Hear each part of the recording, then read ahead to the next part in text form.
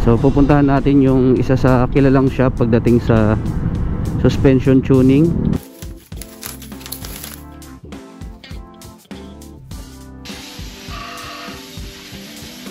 Pakita ko na muna sa inyo yung final result nung naging installation ng front shock outer tube and yung all-in spring kit natin.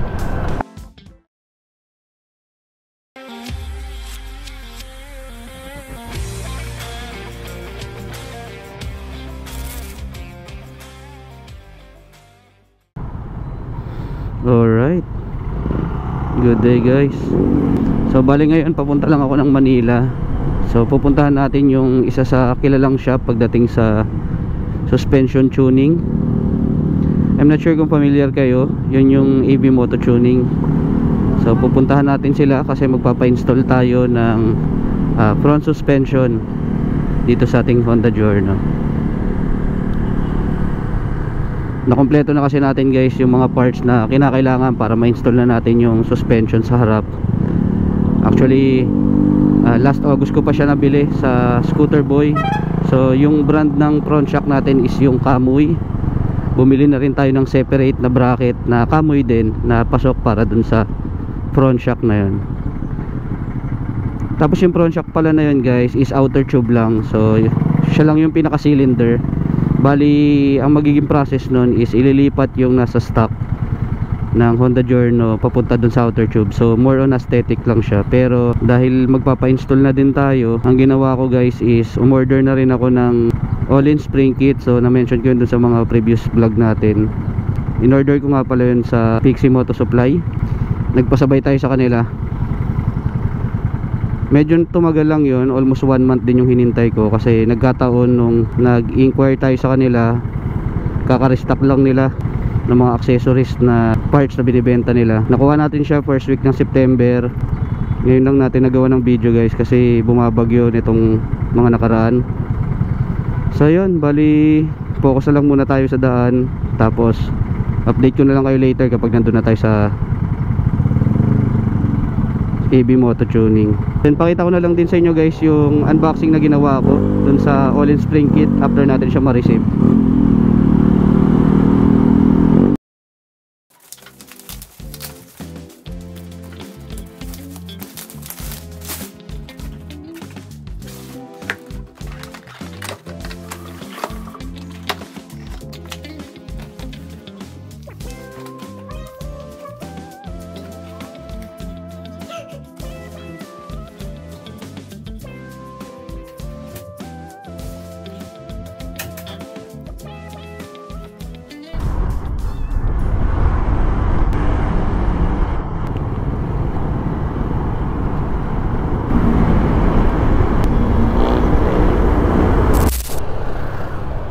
Alright, dire-diretso na lang to guys.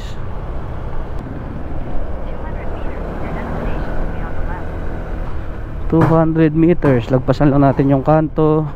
Tapos dito lang sa left side. Pasok na lang muna natin to dito. Ayun. Okay, touchdown na. Alright, dito na tayo guys sa AB Moto Tuning. Dito sa Blooming Treat, dito sa Manila. So yun, pasok muna ako sa loob.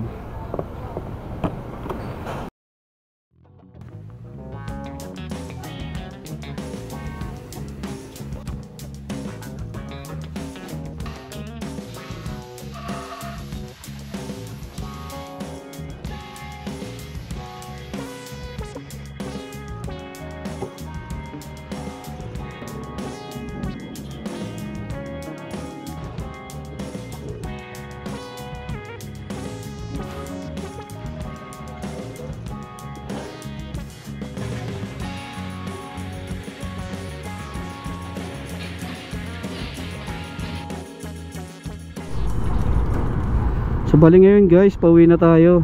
Na-install naman yung kailangan natin ipa-install. Gamit na natin yung front shock outer tube ng Kamui. Nice. Kasama yung all-in spring kit. Gamit na rin natin siya.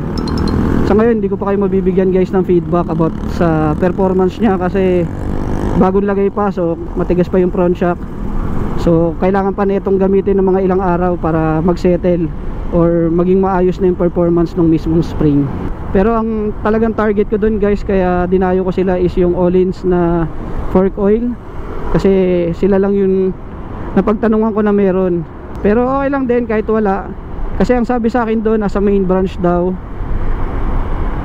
and then wala na rin tayong time para pumunta pa doon kasi medyo hindi natin kabisado yung Manila.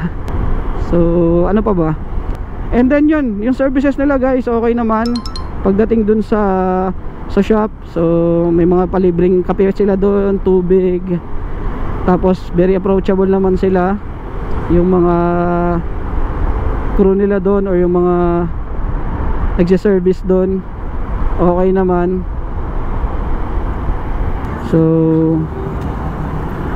focus lang tayo muna ngayon sa daan para safe tayo makauwi.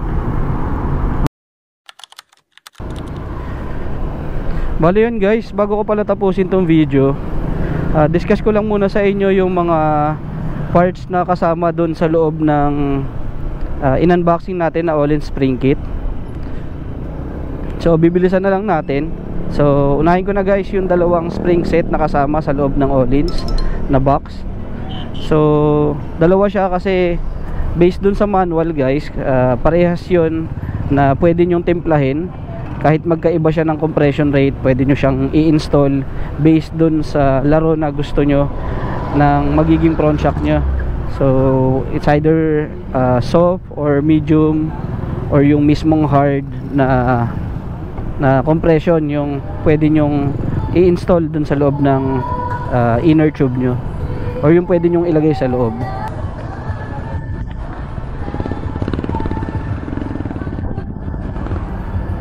Tapos sunod dun guys is yung tuning washer naman guys, ginagamit naman yon as preload dun sa springs na gagamitin nyo rin sa installation. So part din siya ng pangtono dun sa i-install nyong spring kit sa it's either aftermarket or dun sa stock nyo na front shock. Tapos last guys is yung sa top cap. Regarding naman dun sa top cap, tinanong natin dun sa nag-i-install sa AB Moto Tuning kung ano yung pinagkaiba niya dun sa stock. Sinubukang sukatin pero wala naman siyang pinagkaiba except dun sa logo na nakaprint dun sa ibabaw ng top cap na kasama dun sa mismong box. So syempre ginamit na rin natin yun guys kasi isang buong set yun. Though hindi naman siya manonotice na naka-Öhlins na kayo once na na-install nyo siya, pero syempre para sulit na din, sinagad na rin natin yung mga parts na kasama doon sa loob ng box.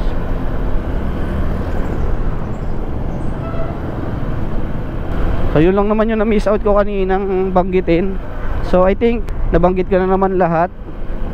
So if ever meron kayong mga question, clarification or any suggestion guys, i-comment nyo lang sa i-upload natin video para dito. And then if ever naman naging interesting tong video na to, pa-like and share and subscribe na lang din para updated kayo sa mga susunod nating upload. Tapos yun, bago natin i-end tong video guys, pakita ko na muna sa inyo yung final result nung naging installation ng Kamui front shock outer tube and yung Öhlins spring kit natin, kasama na yung bagong bracket at saka yung caliper. Alright,